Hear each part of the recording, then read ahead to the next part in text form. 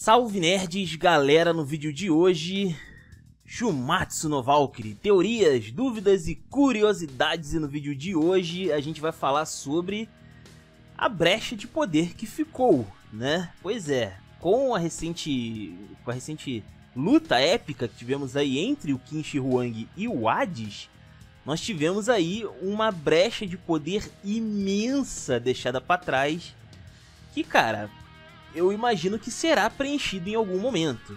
Quem vai herdar a responsabilidade do Hades, né? Quem vai ser o cara a ocupar o cargo de líder no Hellion, né? E guardião também. A gente tem algumas coisas interessantes para se falar a respeito desse assunto, beleza? Então, sem maiores enrolações, vambora pro vídeo. A gente começa aqui então falando primeiramente sobre essa responsabilidade que o Hades tinha lá no submundo, né, que foi apresentado aí durante o combate do Qin Shi Huang. O submundo por si só, ele já é uma região bem misteriosa, né, que vem ganhando bastante destaque combate atrás de combate. Sempre aparece alguma coisa relacionada ao submundo, alguma criatura que vivia lá, alguém que tá preso lá, agora recentemente alguém que tá tomando conta de lá, né.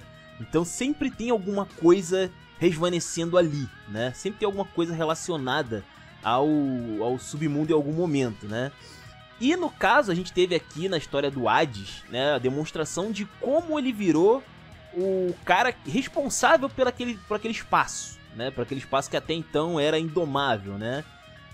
A gente tem algumas informações, né, sobre o submundo, de que aparentemente existem várias criaturas ali, que inclusive já chegou a rolar uma guerra com algum povo dali, né? E que aparentemente lá também é onde ficava o Tártaro, né, de onde saíram lá os titãs para tentar pegar os deuses ali pelas costas, né, mas o Hades conseguiu impedir essa situação toda. Tem uma região específica do submundo que é o Hellion, que o Beelzebub inclusive já passou por ali e tal, e teoricamente seria um território nórdico, né? Então a gente tem alguns questionamentos aqui também, tá, sobre outros deuses que poderiam passar por ali de vez em quando. E até mesmo o Adamas, né, que depois aí de ser salvo, a pedido do Hades, ele ficou um bom tempo, né, vivendo lá no Hellion, né, com o Hades também. E a gente não sabe exatamente o que ele fazia ali, a gente sabe que ele estava lá, mas a gente não sabe qual era o passatempo dele, nessa situação toda em que ele estava. Enfim, e isso nos leva para um momento interessante, porque o Hades, ele era meio que o responsável por aquela região, ele era como se fosse um tipo de zelador, um guardião daquele terreno ali, né? E acontece que a saída dele, né, a saída nada amistosa dele, da sua função, deixa um buraco de poder que precisa ser preenchido, do contrário, a gente pode acabar tendo aí algum infortúnio desagradável, né, durante o torneio. A gente pode acabar tendo um grande problema aí, que pode interromper, inclusive, o torneio, né? Ou, numa versão mais fanfic, vamos dizer assim, pode gerar um outro problema pós-torneio, pode acontecer uma treta que vai levar aí uma continuação das aventuras dos humanos e deuses aqui de Shumatsu no Valkyrie, né? Mas a gente tem algumas opções aí, cara. A gente tem algumas opções sobre o que pode acontecer, né, com essa vaga deixada aí pelo Hades, né? A primeira delas, por incrível que pareça, e você tá ouvindo isso de mim, eu sou o cara que gosta de responder as coisas, ou pelo menos pensar que eu tô respondendo as coisas, mas nesse caso aqui, cara, existe uma grande chance de que eles simplesmente não falem mais desse assunto. Pois é, pode acabar acontecendo de que eles ainda vão mencionar o submundo e tal, mas eles simplesmente não falem sobre essa brecha de poder absurda que ficou com a morte do Hades. Eles simplesmente enterrem esse caso.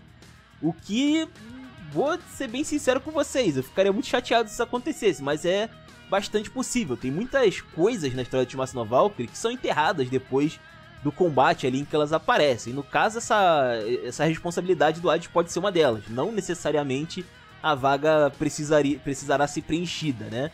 Inclusive, isso pode acabar sendo utilizado como uma ferramenta de roteiro para gerar problemas mais à frente de propósito, né? Como eu já falei agora há pouco. Então é bastante possível que eles trabalhem nessa linha de abordagem, tá bom? Uma outra coisa que pode acontecer, obviamente, é essa vaga ser preenchida, né? existem algumas maneiras de preencher essa vaga. Uma delas seria você pegar um cara que é próximo do responsável ali, né, pela vaga anteriormente, e atribuir a essa pessoa o objetivo, a missão ali, né, de ocupar esse cargo, de levar ali o legado adiante. Bom, quem costuma ficar lá no submundo, até onde a gente sabe, né, depois de toda essa treta que a gente viu aí do Hades, é o Adamas, que agora se chama Adamantino, inclusive, né.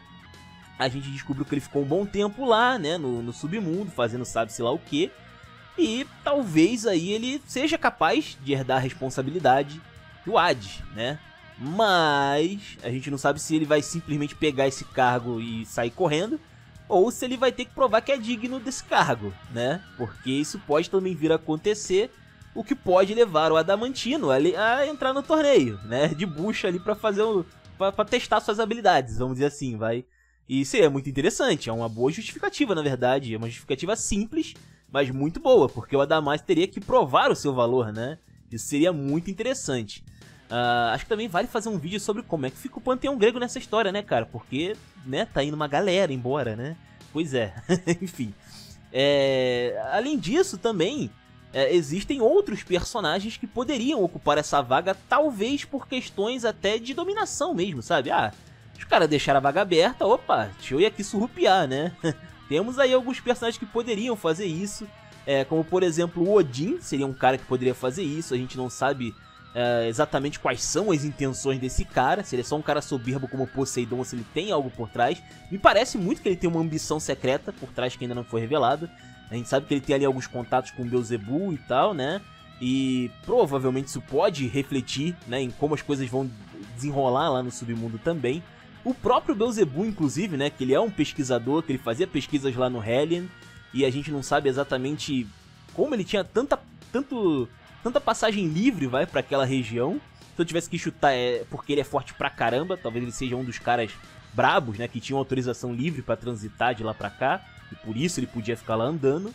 Então, talvez ele pudesse ocupar a vaga do Hades, o que, de certa forma, cairia como uma luva, eu diria, né. Eu acho que faz muito sentido, né, o Beelzebub pegar esse cargo aí. E eu também duvido muito que ele vai morrer exatamente no torneio, tá? Então, são duas coisas aí que estão me servindo muito de muleta pra acreditar que talvez ele seja um bom candidato, talvez o melhor candidato a ocupar essa vaga, tá? Como eu falei, tem o próprio Adamantino, né? Ele poderia ali herdar o propósito do irmão dele e tal, né? Ou pelo menos a função, vai? Mesmo que seja de uma maneira mais zoeira, né, mais tosca ali, porque ele é meio babacão, mas ainda assim ele poderia ocupar essa vaga aí facilmente, né, e é uma justificativa pra ele entrar nesse torneio aí também. Tem uma bobagem, cara, que eu falei lá atrás, que era sobre o Kim, né, que ele parecia muito ser um rei muito ambicioso, né, quando ele apareceu ali em Shumatsu no Valkyrie. E eu tinha feito uma piadoca, né, sobre ele pedir pros deuses pra ocupar a vaga do Hades, né, ele poderia ocupar a vaga do Hades porque é uma conquista, ele é um imperador, ele vai fazer o que o imperador faz, né. E, cara, assim, eu tava zoando, mas, porra, vai que cola, né, isso aqui é coisa de fanfic, não, ignorem, faz de conta que eu não falei isso daqui.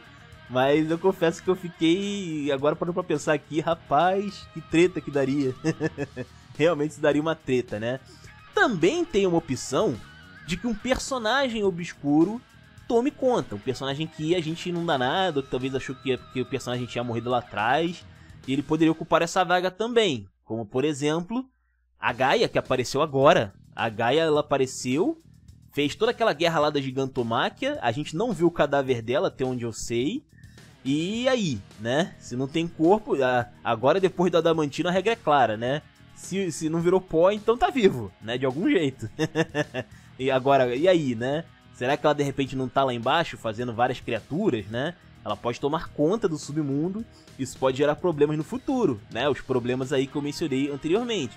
Pode acabar interrompendo o torneio, ou ainda isso pode ser dar o estopim aí para uma nova aventura depois que o torneio acabar e tudo for finalizado, né? Poxa, faz sentido também, pra caramba isso daqui, né?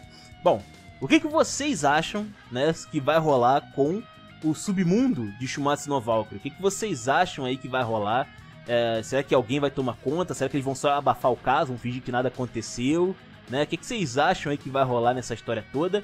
eu tô bem curioso, porque eles estão expandindo, né, Shumatsu no Valkyrie, usando esse conceito aí do submundo e tal, e a história tá indo por um caminho bem diferente do esperado. A coisa não vai...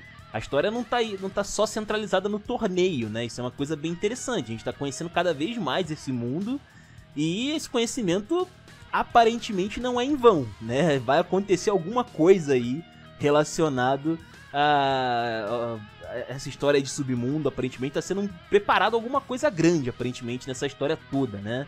Enfim, o que vocês acham aí? Comentem aí os comentários de vocês, se inscrevam, compartilhem, Taverna do Bacon. Link na descrição, eu vou ficando por aqui. Valeu, nerds! Fui!